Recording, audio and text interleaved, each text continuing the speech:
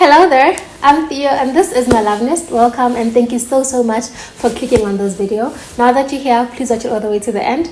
A very big shout out to everybody who has subscribed to my channel so far, everybody who likes my videos, everybody who comments, and everybody who recommends my content to other people. Thank you so much and I appreciate you. If you haven't subscribed, please do click on the subscribe button and put the notification bell on so you know every time I put up a video, like now. And yeah, the title of the video has given it away. I have opened a beauty salon, a cute luxury beauty salon in my township. And yeah, the purpose of this video is to tell you all about that, why I decided to do that, how I did it, and how it's been so far. So we've been operating for a little less than a month. It's been about 3.5 weeks now. And yeah, we're gonna unpack most of it. And yeah, man, one other reason I decided to film this video is because when I was doing my own research on how to actually open a salon in South Africa, I wasn't finding any information. Literally, there was nothing on the internet. If I'm finding anything, it's literally somebody opening, like physically opening the salon, not how to start the business or the salon business. And yeah, there's just no information.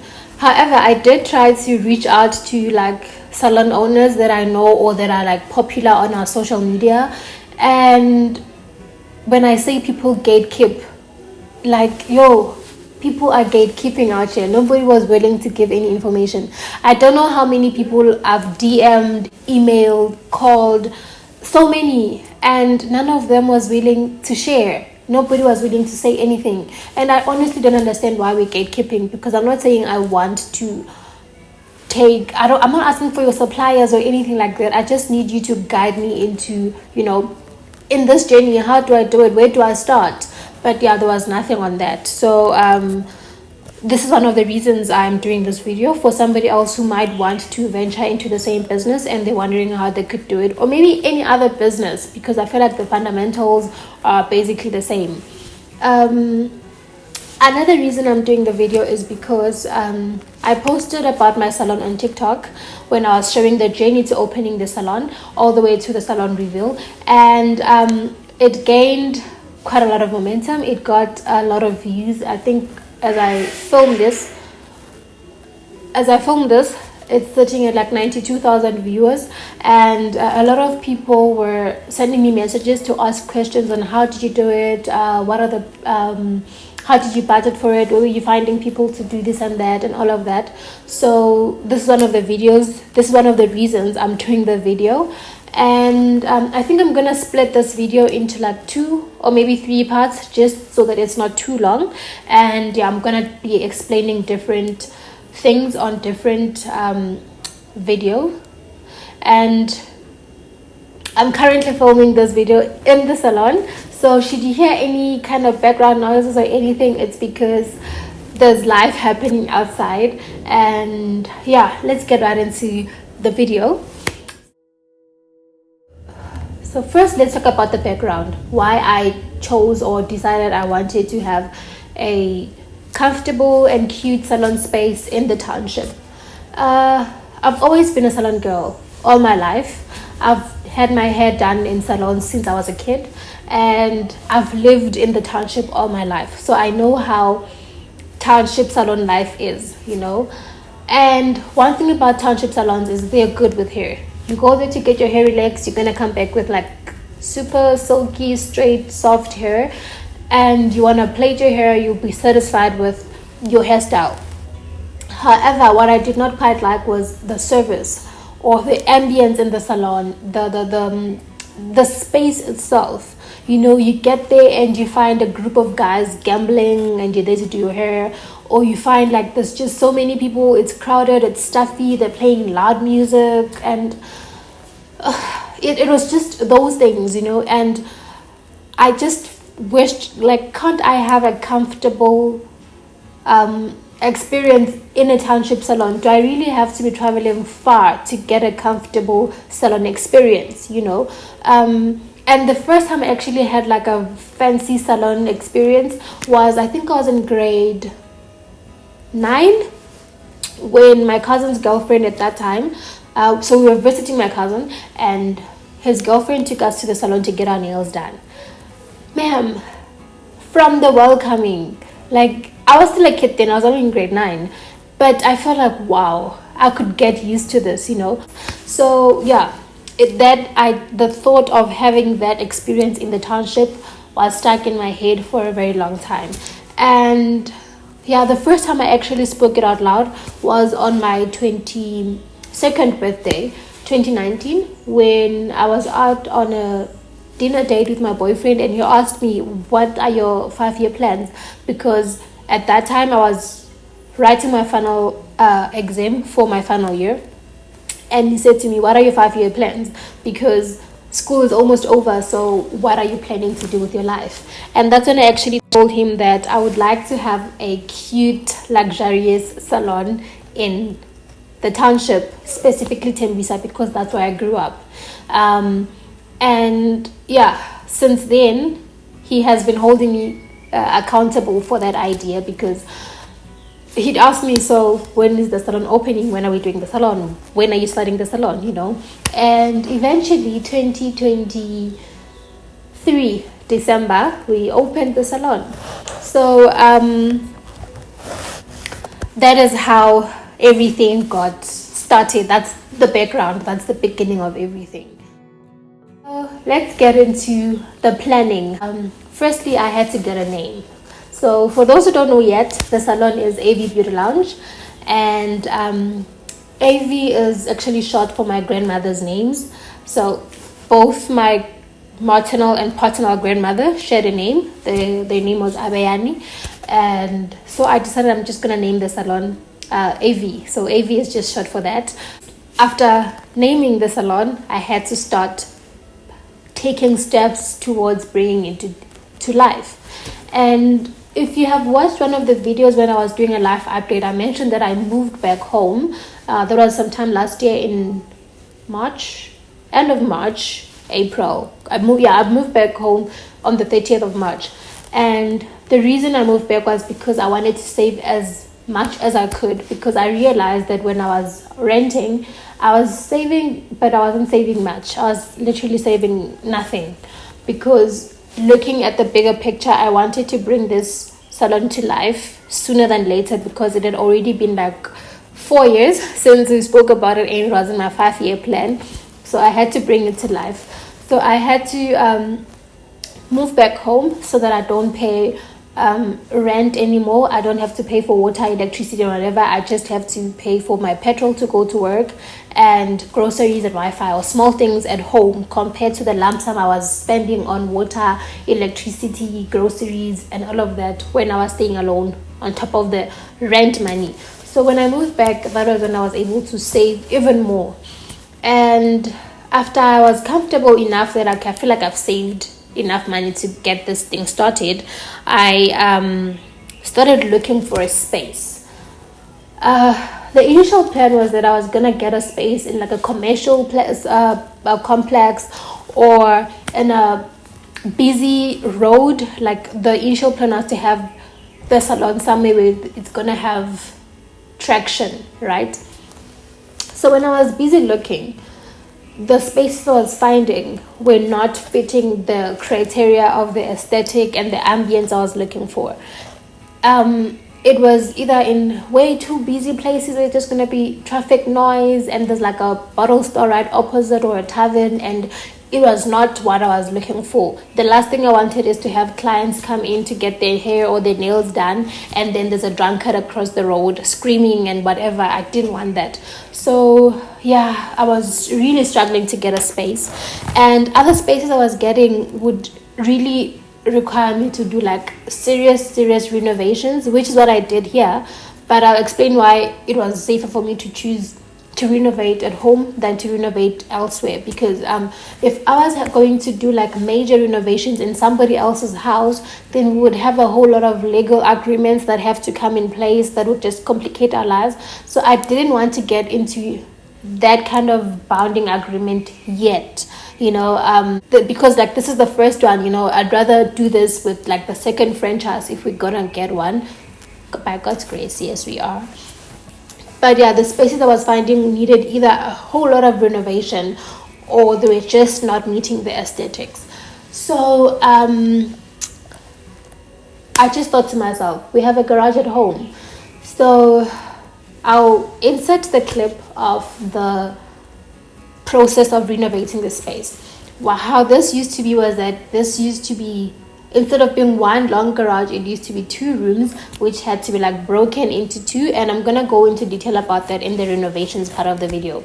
But yeah, I decided, let me just do this at home, and if it's at home, I'll have better access to it than in somebody else's place. They're gonna give me rules like, no, we can't be accommodating your clients after 10 p.m. because it happens. Like in the festive season, we had clients that had to leave the salon at like 10 p.m. So there'd be those kind of restrictions, and then I don't know, I just felt it's safer to do it at home, and we opted for home. Then I drew up my budget. So I was looking at what would have to be done in the space. So since this place was not initially designed to be a commercial property or to house a salon or anything like that, there had to be major renovations done.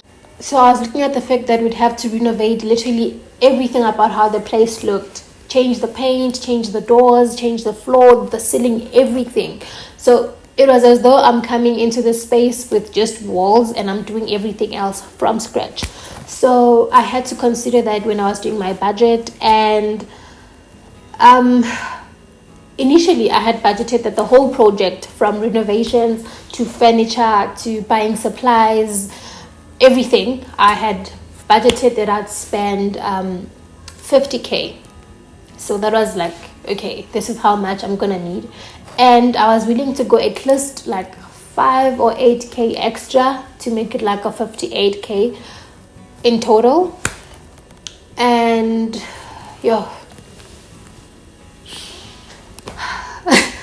I ended up using double what I had initially budgeted or planned.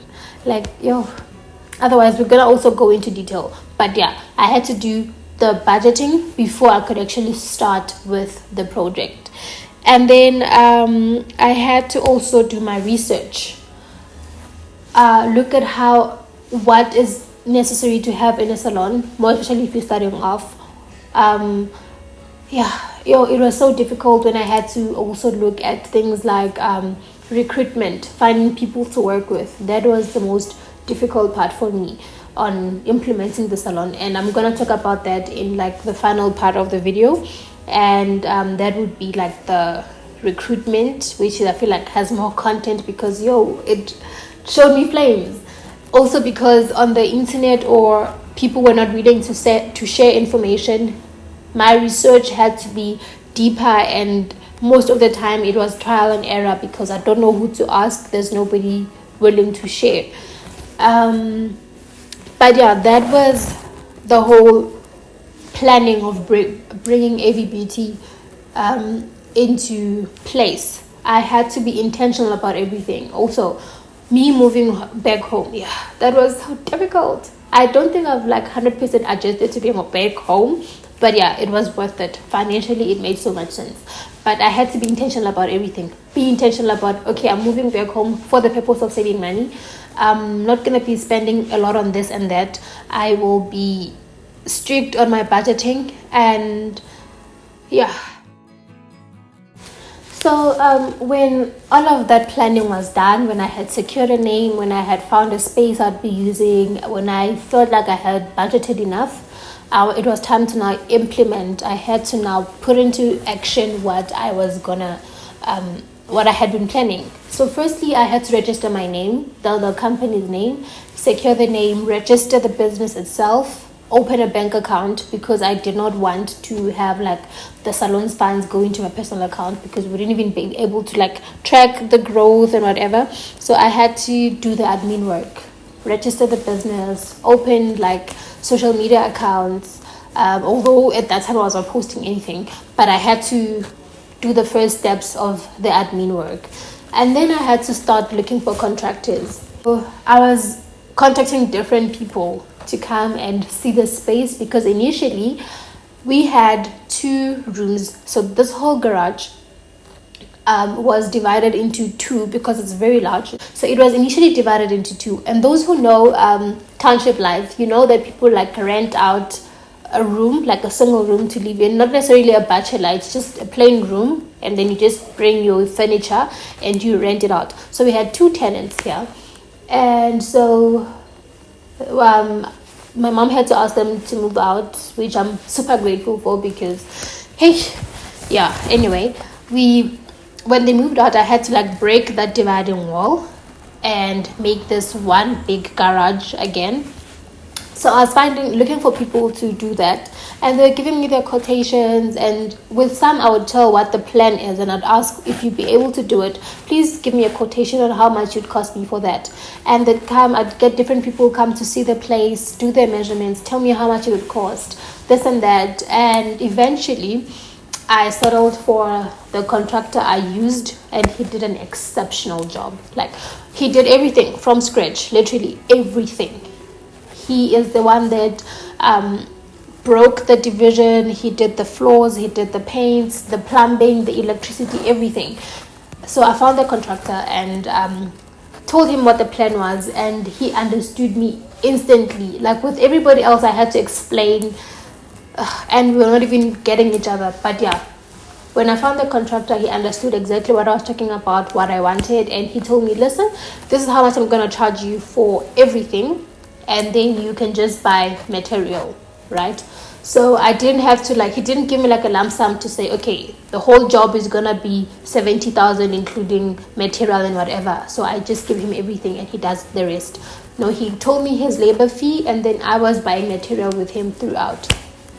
So yeah, I found the guy, and guys, there was so much work to be done, and the most of the work was, like I've mentioned before, was because this space was initially created to host a car. It's a garage for a car. So now we had to change it into something it's not. It did not have plumbing. There was no plumbing in here. They didn't have plugs. There was literally nothing in the sense of this is going to be a salon one day. Everything that had to be done here had to be from scratch, and things like the windows and the doors had to be changed to also accommodate the aesthetics of the salon. We had to like remove the door that was the side, put a sliding door, everything. And remember, my initial budget was 50 or at least 60, but I wasn't, I was paying around 60. And I remember watching the budget and me hitting the 50,000 mark just after buying material, and it was not everything we needed. And that's when I realized these things are expensive. And no, the contractor wasn't like eating the money or misusing it or anything, because remember, I would go with him to buy, and then I pay. He tells me what we need, and then if we're running out of something, he brings me into the salon to show me, listen, this is what we're doing, this is where we are at, this is what is missing. That's when I had to go back to the drawing board and say, okay, I haven't gotten stock, I haven't gotten furniture, I haven't gotten the marketing things, branding, none of that has been done, and I am already over the initial budget that I had. But also this is because of the kind of salon I wanted, what I wanted to bring into life. Of course, you can do like a smaller space, you can start, or rather go into a space that was already pre-designed for the purpose of a salon. But because I was starting from scratch and I had a specific picture of what I wanted, it had to cost me a little bit more, but I was not complaining. I'm also quite grateful to God, for provision. Like, God was just providing. I there was never a point where I was like saying, oh, I'm dry, I'm done. God was just providing at every step. I only got to realize that I'm actually broke, like super broke, after everything was done and we were just waiting for the launch date. And that was like, I only have like 700 greens left in my name. But I wasn't complaining at all. And I'm realizing now that I'm being very, very transparent with these fees. And I hope it helps somebody. But also, it does not have to cost this much. The renovations, guys, everything, electricity, like we had to add more plugs because there was literally no plug inside here, so we had to add like 1, 2, 3, 5 plugs. The branding, the electricity, everything, the ceiling, and also we had to make like a what's it called, a kitchen. If you can see right here, like this is like the wall that separates the kitchen, so when you go around that way, that's where the kitchen is. So we had to also demarcate that. Like there was so much that had to be done. The floor, he would show me that, you see, this is not like on the same level, we'd have to do this and this, and everything that he was telling me I could see, right? So after the renovations were done, I had to now look for people who are gonna come and do the furniture. First thing I got were the chairs. I had this brown cute chairs, like it's like a couch and an occasional chair. It was brown with like gold metals. I got those. I loved them. They complemented the space. Everything was perfect. And then I had to get somebody who was gonna come and do the carpentry. So most of the things that I got, like even the branding of like the LED light, everything, I was finding these people on Facebook. Like I was just on Facebook Marketplace all the time, searching, asking for different quotations, and settling for what I felt was within my reach. And when everything was done and delivered, that's when we started setting up. So one thing I was not doing was to pay people 100% of the money before they could actually do the job. So even with my contractor, he would tell me, okay, I'm gonna need this much, and this will be for breaking the wall sharp. I need this much, it's for the flooring. I need this much. So I was paying him his labor fee according to what he had already done. Same applies with the people I was getting furniture from or branding. I'd pay them 50%, 20%, or however much we agree on, and then the full amount after they have sent me the product. And in between, I'd ask the process, how's everything going? Can you send me pictures so far, so that I know we are still on the same page, and I know that they're actually working on my order. Because sometimes you pay somebody money and then they sit on your order and not even work on it, So I'd keep in touch with them, check up, how far are we, how's everything going. And that's when I got the stuff delivered. So I got the furniture after the room itself was done. And also had to get stuff for the kitchen, just a small cupboard, a fridge. Some of the things I was recycling. The couch that we are using as the waiting area, it was recycled from my old apartment. So a lot of stuff were recycled back into the salon. And then I also got people to do branding. So I had to create flyers to advertise the business, because like I said, I did this in my backyard. It's at home, so it's in a residential area. There isn't a lot of people who are passing by to see the salon, so I had to maximize on advertising. So I had to create flyers and also an outside board as a signage. I had to have the LED light. Okay, this was just me who wanted it, the name above the reception table, things like that.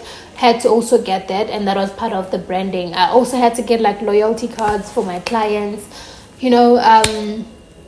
It's those things that also had to be paid for, that you also must remember to include when you're doing your budget, that there's branding that has to come into this. It's not really a must, but if you are like myself, you need as much marketing as possible, then it would come in handy.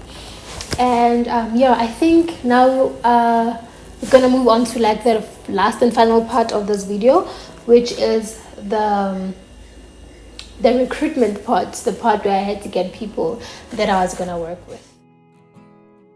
So the salon has been registered, we have budgeted, we've done the space, we've paid people who had to be paid. The space is ready to work. Now I start sending out job adverts to say there's a new salon opening up. I'm looking for a barber, a nail tech, a lash tech, this and that and that. And I was also looking for a salon manager, somebody who would take care of our bookings, somebody who would manage our social media, somebody who would deal with the hospitality in the salon. Like, we offer a welcome drink. We also like have a welcome board when you come in, so somebody who would do that, somebody who would check up on stock, things like that. So yeah, I had like 5 posts advertised, and most of this was because I needed a manager, because I wouldn't be in the salon full time, because I didn't, I don't know what the correct term is, but I didn't stop working. I didn't leave my actual 9 to 5. So I needed somebody who would be here when I'm not here, you know. So I advertised those posts, and I got so many responses. People were sending in their applications, people were sending in their work, and yeah. My biggest challenge now was that I did not know how do I pay the people I'm working with. That from the profit that we've made as an establishment, how much has to go into restocking, how much has to go into maintaining the space, how much has to go into paying salaries, and how much also has to go into rent, electricity, and whatever. In as much as I'm doing this at home, I still have to pay rent, because had there been tenants, they'd pay their rent, you see. And Shane, and I'm super grateful for my boyfriend, because there was a time he went to his barber to cut his hair, and he just randomly started a conversation with the barber on, so how do you get paid, how much are you making, and whatever. And then that is how the barber actually explained how they were getting paid. And then he actually broke it down that there's actually different ways you can like make the money. And for those who also don't know, so there's either your people would earn on commission, which is for every client they serve, you get a certain percentage, and they also get a certain percentage. That's one. And then 2 is you pay their salaries, whether so you guys would have an agreement that per month this is how much I'd like to get, and this is how much you would have to pay them, regardless of how many clients you do in that month. You'd have to pay them the agreed salary.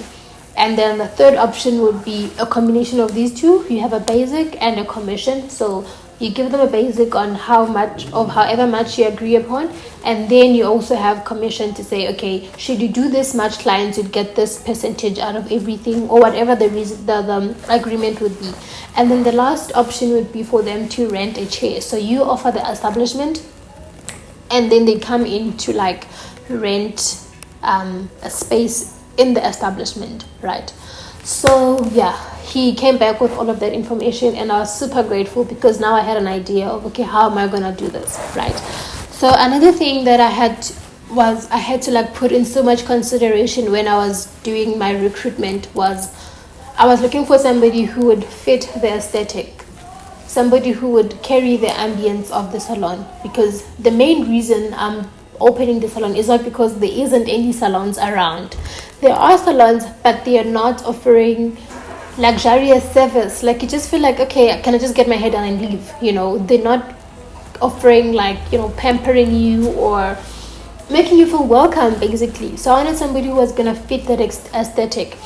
Also, I was super heavy on wanting young people. I wanted to work with young people. The last thing I wanted was to have like a 40-year-old mama here working with us and telling us how we are kids and she's been around for way longer than us. I didn't want that. I wanted somebody who would have a teachable spirit, somebody that we would, you know, all interlink and, you know, gel together, and somebody who would keep up with the trends. You know, I had, those were like my requirements. Somebody who would be able to keep up with the trends, and of course somebody who's good at what they do, somebody who knows what they're doing, right? So yeah, I sent out those in those job adverts, and I got responses. People were sending in their applications and whatever, and a lot of people were actually applying for the salon manager post, which I felt like this is not the most fundamental. Why am I getting most of y'all applying for this instead of, you know, the actual work? Because we can run with the salon without a salon manager. We need people to do the actual work instead of, you know. So yeah, got applications, I screened them and chose the people I felt were suitable, and told them, listen, I'd like you to come through for an interview. So I wanted them to do like a practical interview. Let me see what you do. And some of them, because of their experience, we just have like a verbal interview, and I just hear where your mind is, and also terminology, like, because I'm into beauty. I love beauty. I had been doing my own nails for a while. I had been doing my own hair, like I do my own installs and stuff. And even with other hairstyles, I know the language. I know everything about that. So when I was communicating with you, I'm listening to what is your terminology? What are you presenting, right? Do you know what you're talking about? Are you convincing me enough that you could, fit the space? So yeah, we were having those interviews and finally chose people, and we agreed on our on our payment method. Gonna be commission or basic plus commission, or are you guys going to rent a chair? So we spoke about that. And remember, I had already bought like supplies, your relaxers, stuff for the nails, for the barber, hairpiece, everything. I got everything you'd need. So now it meant you would just have to come as you are. You don't have to bring anything to start working. You're just coming as you are, right? So I was finding people and chose them and called people for a meeting. And I remember when we were supposed to be launching 2 days. Yeah, in 2 days, I called a meeting again to say, okay, let's plan the launch. Let's sit down, discuss, and also sign our contracts. Because the last thing I wanted was to have a verbal agreement with somebody, and then something happens, and we have nothing to stand on, right? We're like, come, let's sign our agreements. Let's plan for the launch. How are things gonna run? Only the barber came. So I had the barber and the nail tech. So it was the 3 of us at the meeting, and the 2 hairdressers that I had found didn't show up. Yo. So I called them. They're not picking up. I text, they're not returning my text. And then later on that day, one of them blocked me. I'm like, what? What happened? We were talking so nice. We had an agreement. We spoke the night before, sent you directions. Everything was proper. And you just don't show up with no explanation. Right? So fine. It was the barber, myself, and the tech. So we discussed on the opening and all of that. And then,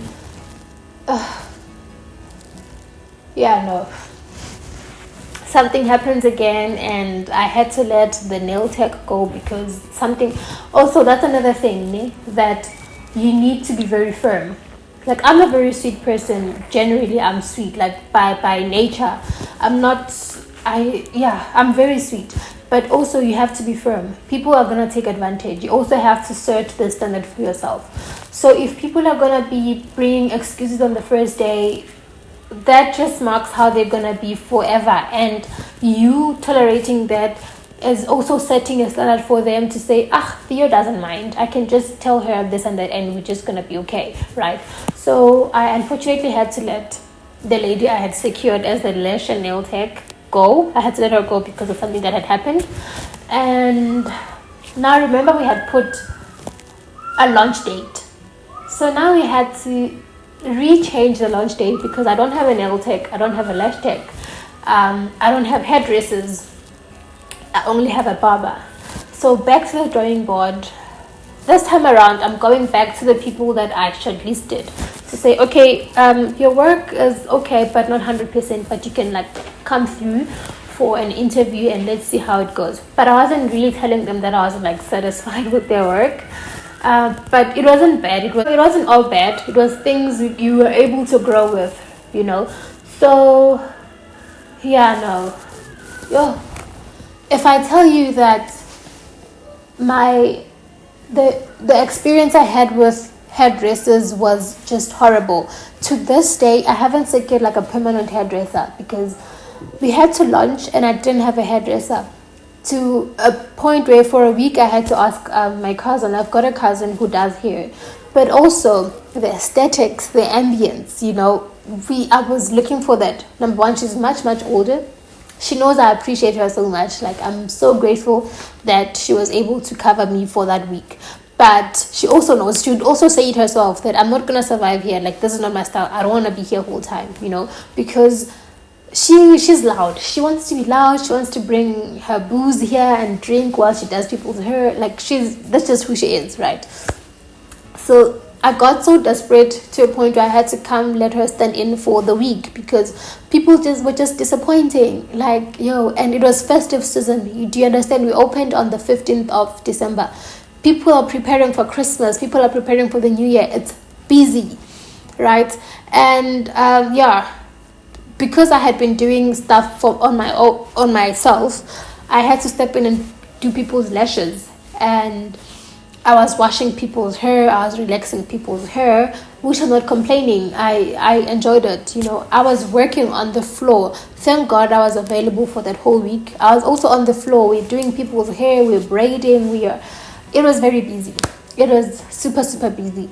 And now my cousin also has to, continue with her life. She cannot be on standby in the salon forever, So, yeah.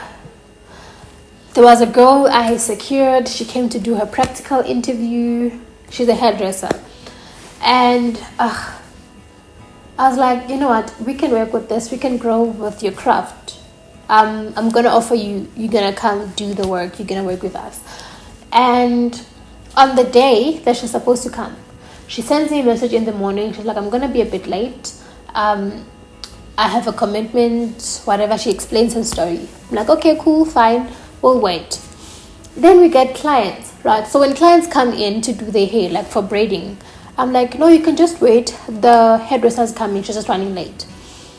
Tell me why we opened the salon at 8 o'clock. By 2 o'clock, she was still not there. I had been sending people back now because what happened? What's supposed to happen? So I call her and she's like, yeah, I'm coming. I'm on my way. And I was like, no, baby girl, we're not going to work like this. It's already half the day gone and you're not here. I made clients wait. I sent people away. Like, is this how we're going to work? So I had to let her go as well. Like, no. It's only been like 3 weeks or so, but yay. I'm still in the process of like securing a permanent hairdresser for the salon. Because it's been a roller coaster. If I go into detail with what every hairdresser has told me, it's just gonna take the whole day. But yeah, if you're watching this and you're a hairdresser, or your girlfriend or your cousin or somebody is a hairdresser and they would like to join us, please do the things.